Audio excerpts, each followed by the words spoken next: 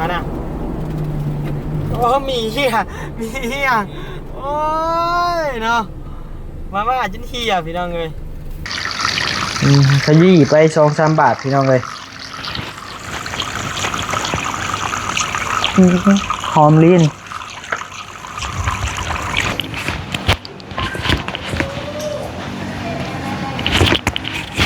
ถ้าบัวถั่วนี่หมอกจนพูนไปเข้าหัวควันได้เนาะหมอกไว้จนสวดจุคุกพี่น้องเลยเนาะตัวบันนิ้วนี่ก็น้ำ60 แพ็คพี่น้องเลยมี10 แก๊สนี่แหละเป็นอะไรกันจังหวะกันเสื้อผ้าบันนิ้วเมื่อแล้วพี่น้องเลยเสื้อผ้านะเกลี้ยงแล้วนะพี่น้องเนาะมีแต่เท่านี้แหละมี10 แก๊ส50พี่น้องเลยเนาะไอ้เมฆให้เขาขี่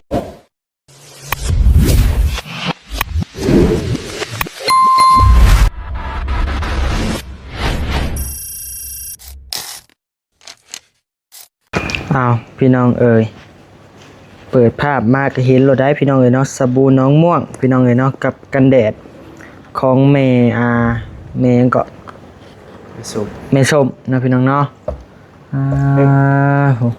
วให้น้องมิดครับสครับครอบบ้านต้องคัดสบายดีเด้อพี่น้องคัดสบายดีบ่ได้เฮานะล้างหน้าแต่ละคืนก็ยังขี้ข้านอยู่คัดมันเนียนคืออย่างนี้บ่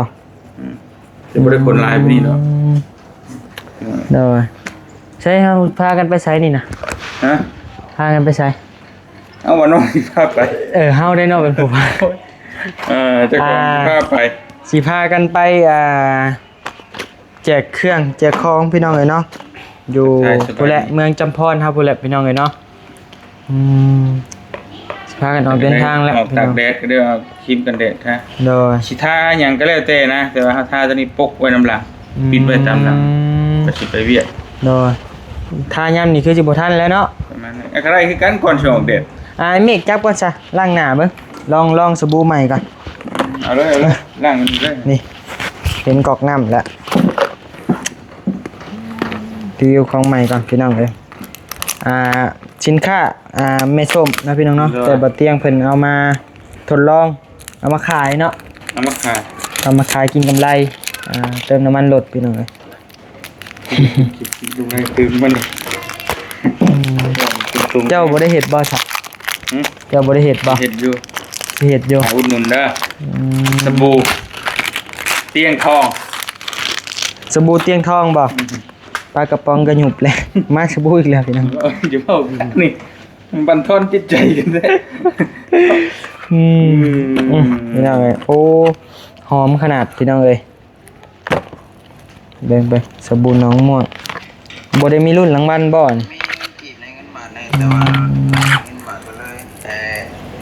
เบิ่งพี่น้องเอ้ย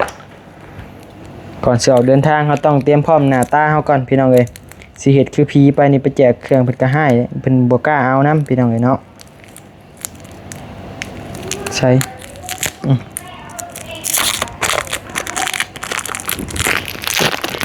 โอ้เพิ่นแพ็คมาให้เดี๋ยวมีเลยบ่เฮ็ดนะฮะเพิ่นเป็นสินค้ากล่องแล้วเรามาขายซื่อเบิ่งได้พี่น้องได้บัดนี้สิไปลองเบิ่งแล้วก็สิทากันแดดพร้อม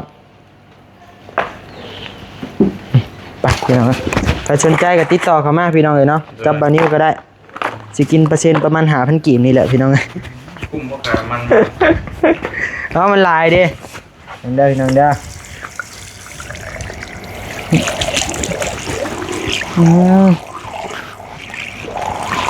พอสิได้ข้าวได้ใส่น้ำหมูเนี่ยเนาะพี่น้องเนาะ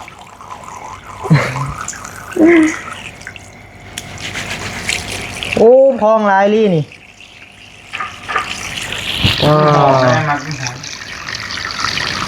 ขยี้ไป2-3 บาทพี่น้องเลย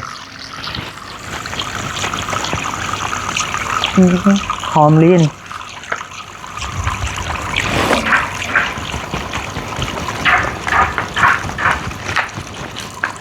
มีค่าโฆษณาอยู่ที่ลูกพี่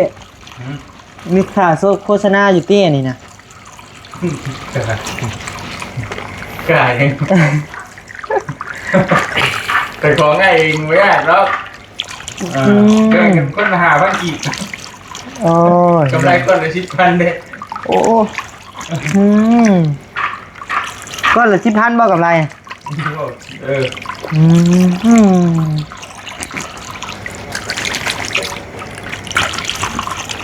เออ รู้สึกว่ามันเกลี้ยงว่ะผืนมันหนานี่ว่ะพี่น้องเลยคักว่ะเบิ้งผู้ผืนมัดหนานี่ เอ้า เกลี้ยงดีข้าวอีบ้าน กระเจียง ไม่รู้ ขาวอยู่ฟอง เกลี้ยงเลยบ่ อันกระหู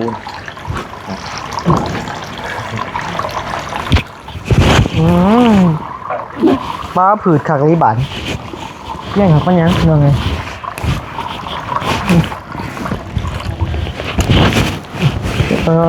ขักลีรอเบิ่งเมื่อจะบุกก้อนนี้มันสิเปลี่ยนแป้งบ่หนาบ่นิ้วพี่น้องเลยเนาะเมื่อก้อนนี้เด้อพี่น้องเด้อรอเบิ่งไปนำกันแสบหนาพ่อบัดมันกัดน้อยเนาะมันกัดแม่นบ่ จะกัดอยู่ มันกัดในขาวเลยเนาะ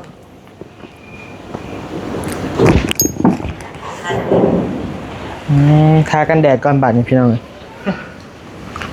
มันต้องทาครีมก่อนบ่ถึงทากันแดด แม้ถ้าน้องมีครีมตัวอื่นทาตัวอื่นกันแดดก็ได้ บ่มีครีมบ่ใส่ครีมครั้งแรกในชีวิตเด้นี่ ผมมีครีมกับทาได้เฮากันใบหน้าเฮาสิน่ะ โอ้ คำว่าเป็นรถกับติดฟิล์มน่ะ บ่รู้สึกบ่แลนั่นบ่สิรอบาดนี่แหละพี่น้องเอ้ยสิบ่ได้เห็นบ่นิ้วหน้าแลหน้ากำแล้วบาดนี่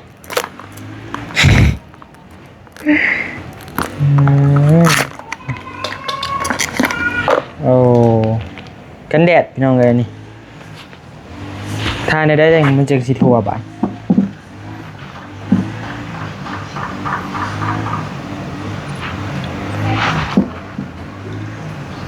เชิญคือบอกบาดนี่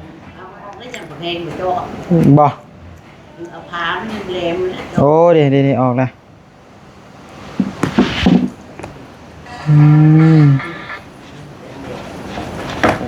ใส่กัน มนเล่นเนาะ ขาวเลยบาดนี่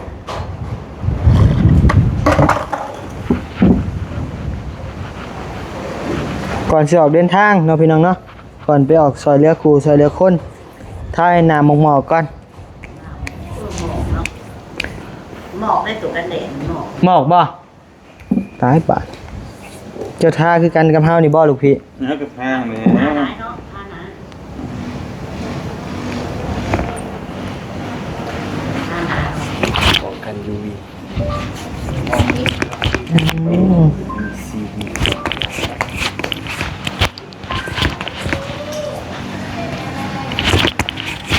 ท่าบ่ทั่วนี่หมอกจนพูนไปเข้าหัวควันได้เนาะหมอกบ่ดูไปดูมา ดูมันเนาะ เห็นหน้าลอยจุกคู่อยู่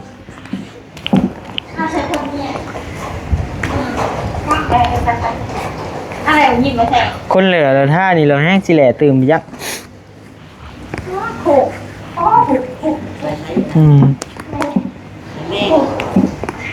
ผูก ได้บ่ฮะ ซ้ำนั้น แม่ ขาวลงมา ขาวแล้วบาน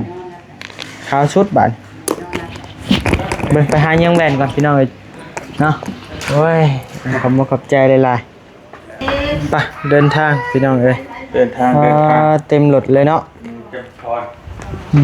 อ้าวไอ้เมฆเอาไม่นำ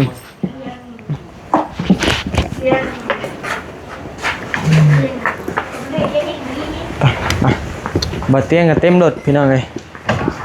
จนสวดจุคุกพี่น้องเลยเนาะโธ่บัดนิ้วนี่ก็น้ำ60แพ็คพี่น้องเลยมี10แก๊สบรรเทาทุกข์ไปนะพี่น้องเนาะจักเล็กจังหน่อยคนละเล็กคนละหน่อยพี่น้องเลยนี่แหละ เป็นอะไรกันจังว่ากันเสื้อผ้าวันนี้หมดแล้วพี่น้องเอ้ยเสื้อผ้านะเกลี้ยงแล้วเนาะพี่น้องเนาะมีแต่เท่านี้แหละมี10แก๊ส50พี่น้องเอ้ยเนาะไอ้เมฆให้เอาขี่ผู้เดียวบ่ได้แล้วขี่ผู้เดียวก็ได้ได้แล้วบ่ยากได้แล้ว ย่านบ่ ฮะ กินน้ำ บ่น้ำก้นก็ได้บ่ได้แล้วหาน้ำก้นเจ้า นั่งกันดี ไปพี่น้องเอ้ยเดินทางพี่น้องเอ้ยมื้อนี้ก็บรรยากาศแจ่มใสเด้อพี่น้องเอ้ยเนาะบ่มีเมฆฝนเนาะพี่น้องเนาะแดดออกเปรี้ยงๆเลยสบายดีเด้อเมฆเอาเอง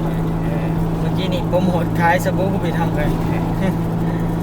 สนใจก็ติดต่อไปทางชาวไปเพิ่นพุ่นแหละพี่น้องเอ้ยสบู่เนาะถ้าสนใจทางความบุญความกุศลแหละทางนี้พี่น้องเอ้ยทางบาริวนะพี่น้องเนาะไปพี่น้องเอ้ยเดินทางยังเหลืออีกคนทางประมาณ30กว่าโล40นี่แหละพี่น้องเอ้ยเนาะประมาณ40 บาทเราไปฮอดกับพอดี4 โมงครึ่งเราตอนนี้3 โมง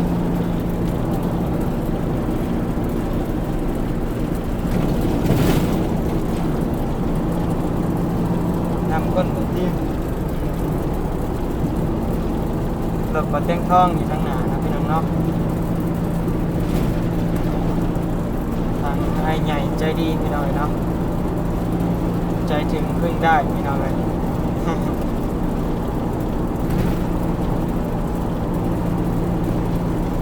เบิ่งภาพบรรยากาศทางทางไปนำกันได้พี่น้องเด้อเนาะ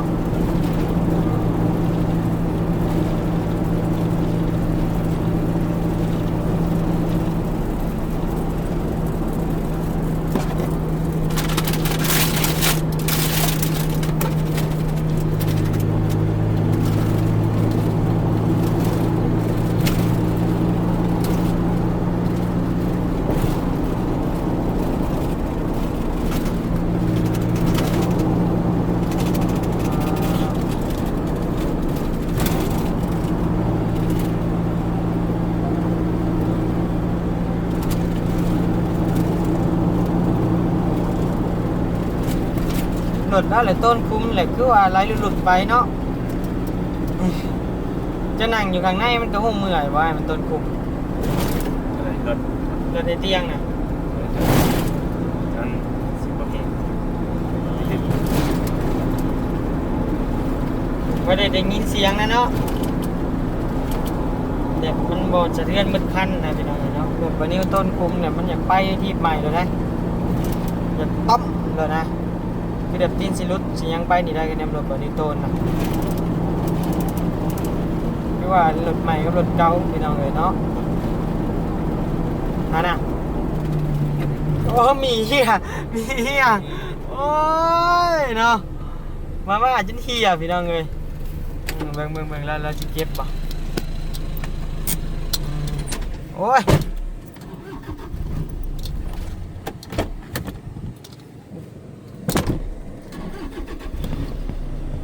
ใส่บะเมฆลงไปเก็บแล้ว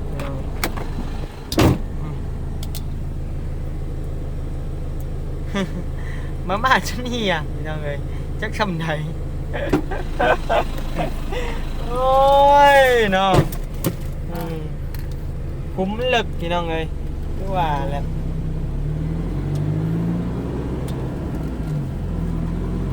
ไปเดินทางไปทำการต่อพี่น้องมากันจะที่ไปเป็นตามทางเลย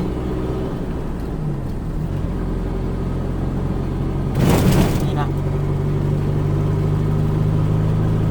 บอกเกี่ยวมันลายนั่งเลยเนาะ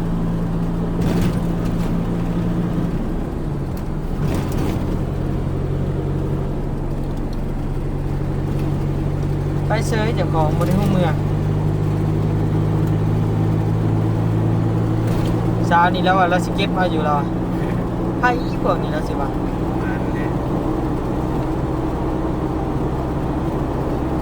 นี่ นี่เช้าคนนี้แล้วอ่ะสิเก็บเอาอยู่แล้วเหมือนนี่เก็บมาก่อนเลยเราอ่ะ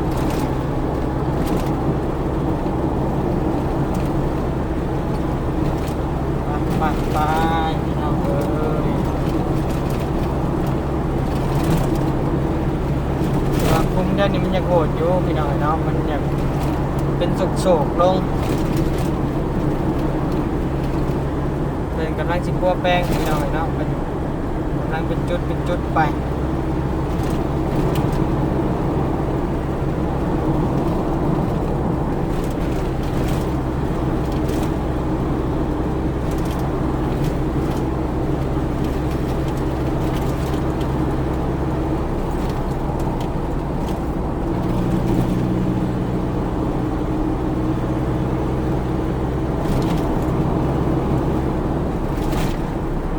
นี่นะ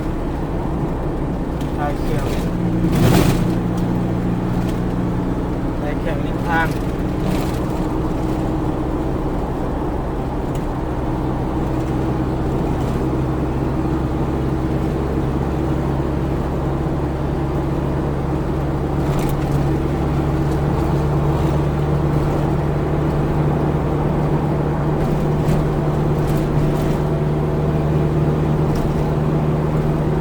ไปพี่น้องเลยนะสำหรับคลิปนี้นะวันนี้ก็สิขอโตวกันพบพ่อกันใหม่ในคลิปหน้าเด้อพี่น้องเด้อเนาะสำหรับคลิปนี้ลาไปก่อนแล้วพี่น้องเลยไว้มีแนวเหี้ยอีกแล้วบ่หัน ไปก่อนพี่น้องเลยอยู่ดีไม่แห้งเด้อพี่น้องเด้อเนาะโดยสบายดีบ๊ายบาย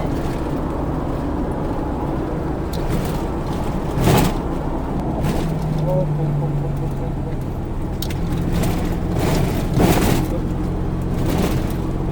พี่น้องไป